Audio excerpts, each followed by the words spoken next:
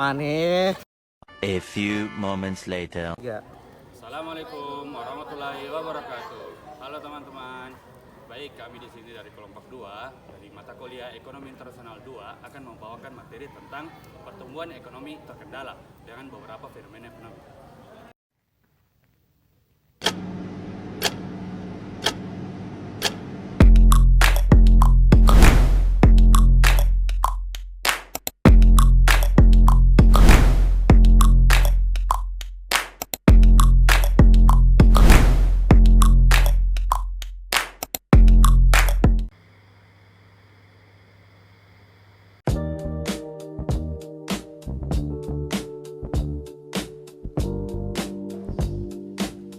Kaum monetaris yang dipelopori Milton Friedman percaya bahwa ekonomi cenderung memiliki mekanisme pemulihan otomatis melalui penyesuaian harga dan upah, sehingga keseimbangan pasar akan tercapai tanpa campur tangan besar dari pemerintah.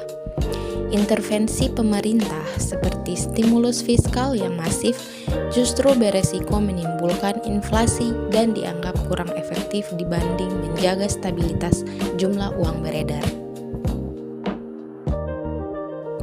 Sementara itu, model pertumbuhan terkendala menunjukkan bahwa pertumbuhan ekonomi suatu negara dibatasi oleh faktor-faktor seperti modal, tenaga kerja, teknologi, dan institusi.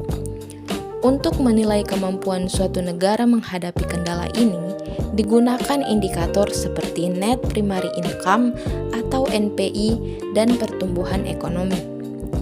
NPI mencerminkan pendapatan nasional bersih yang tersedia, sedangkan pertumbuhan ekonomi menunjukkan kemampuan negara meningkatkan produksi dan kesejahteraan masyarakat.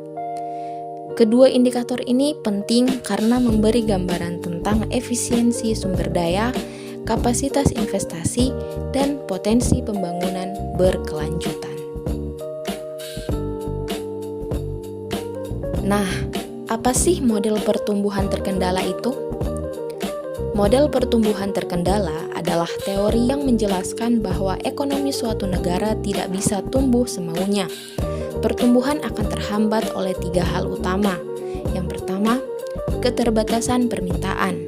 Yang kedua, keterbatasan produksi atau penawaran. Dan yang terakhir, keterbatasan devisa dari sektor eksternal.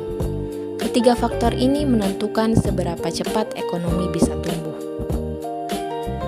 Kendala permintaan atau demand constraint growth. Kalau permintaan masyarakat naik terlalu cepat, sementara pabrik dan produksi tidak bisa menambah barang dengan cepat, harga akan naik. Situasi ini disebut demand pull inflation. Jadi, ketika orang banyak belanja, konsumsi meningkat, kredit mudah, tetapi produksi barang tidak ikut naik, hasilnya adalah inflasi. Kendala neraca pembayaran atau tier wall. Dalam banyak negara berkembang, impor sering lebih besar dari ekspor.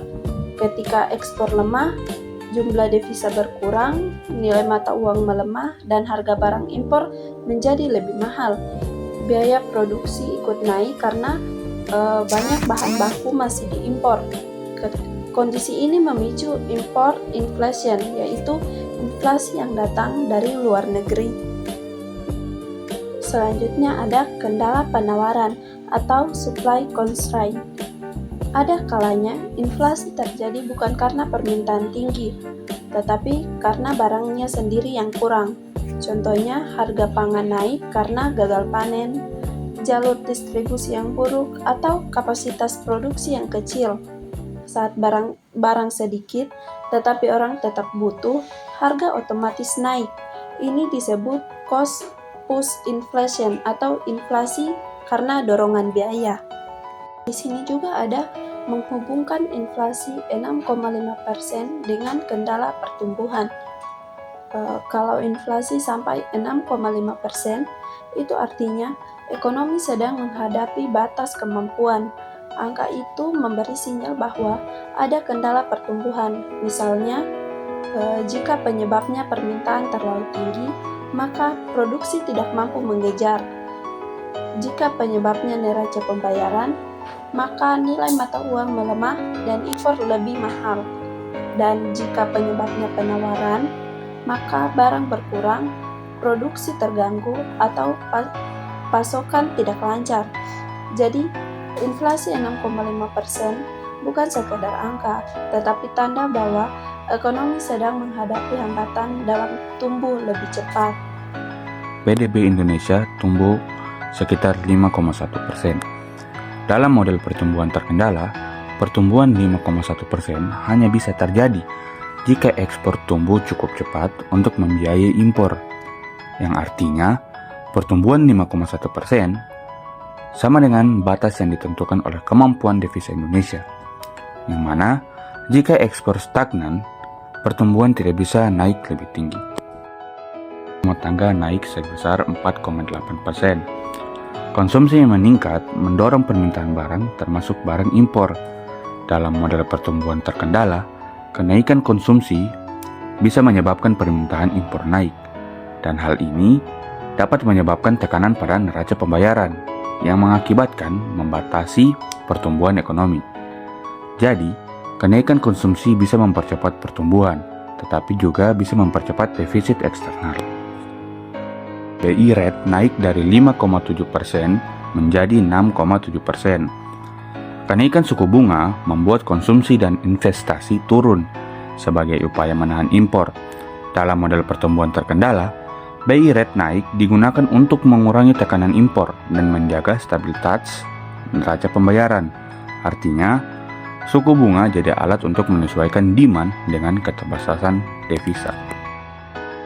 FDI masuk 15% lebih tinggi. FDI membawa aliran devisa masuk sehingga relaksasi terhadap constraint. Dengan FDI naik, kapasitas pembayaran impor membaik, sehingga pertumbuhan ekonomi bisa naik lebih tinggi dari batas normal. Namun, kalau keuntungan FDI banyak direpatriasi, bisa jadi tekanan baru di masa depan. Kurs melemah ke 16.300 rupiah. Pelemahan rupiah menandakan tekanan neraca pembayaran karena impor tinggi atau ekspor lemah.